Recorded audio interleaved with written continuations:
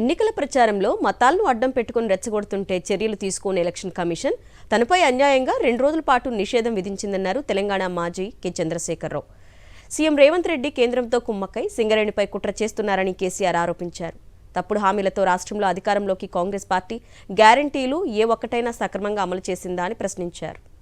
రాజకీయాలలో మతం గురించి మాట్లాడడం చాలా పెద్ద తప్పు. ఎన్నికల నిబంధనలకు విరుద్ధం.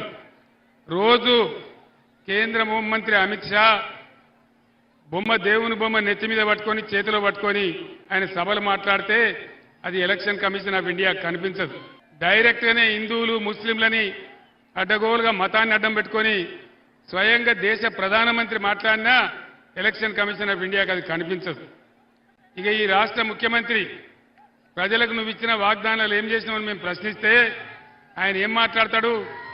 నీ గుడ్లు వీకి గోళీలు ఆడుకుంటాం, నీ పేగులు తీసి మెడలేసుకుంటాం, నిన్ను పండబెట్టి తొక్కుతాం అని మాట్లాడితే అది చాలా సభ్యంగా ఉంది. కానీ చేనేత కార్మికులకు ఒక అన్యాయం జరుగుతున్నదని మాట్లాడితే చాలా ఈ విధంగా అన్యాయంగా చేసినారు. సరే, ప్రజలు నిర్ణయిస్తారు. ఈ ఎన్నికలలో ప్రజలే ఎప్పుడు కూడా నిర్ణేతలు, కాబట్టి మనకు ఎలాంటి ఇబ్బంది లేదు. నేను ముఖ్యమంత్రిగా ఉండే రోజులలో మీరు మీ బొగ్గు ఉత్పత్తి, మీ కరెంటు ఉత్పత్తి చేయడానికి మీరు ఆస్ట్రేలియా నుంచి బొగ్గు దిగుమతి చేసుకోవాలంటాడు. ఆస్ట్రేలియా నుంచి బొగ్గు తెచ్చేవాడెవడు? అదానీ, నరేంద్ర మోడీ తమ్ముడు. అంటే అదానీ బొగ్గు కోసం అదానికి మన దగ్గర 4,000 టన్ను దొరికే బొగ్గును అక్కడ 28,000 టన్ను కొనమంటాడు. నేను ఒప్పుకోలే.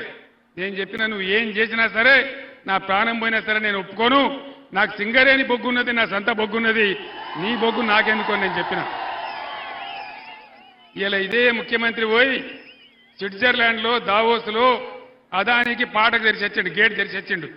అదాని గారు మీరు రాండి, తెలంగాణకు రాండి, 4 చేతులు దోసుకోండి అని సంతకాలు కూడా పెట్టి అదానిని పిలిచి వచ్చినాడు. పార్లమెంట్ ఎన్నికలు అవుడే ఆలస్యం. ఏం చేస్తారు? ఉన్న సింగరేణిని ఊడగొడతారు నరేంద్ర మోడీ, రేవంత్ రెడ్డి కలిసి. ఇది నిజమా కాదా మీ ఇంటికి పోయిన తర్వాత మీరు చర్చ చేయండి. కాంగ్రెస్ 6 గ్యారంటీలు చెప్పింది. 6 గ్యారంటీలలో ఏ ఒక్క గ్యారంటీ అని అమలైందా? మహిళలకు 2,500 వచ్చినాయా? రైతులకు 2 లక్షల రుణమాఫీ అయ్యిందా? రైతు కూలీలకు 1,200 ఇస్తామని చెప్పి ఎక్కడైనా ఇచ్చిండ్రా?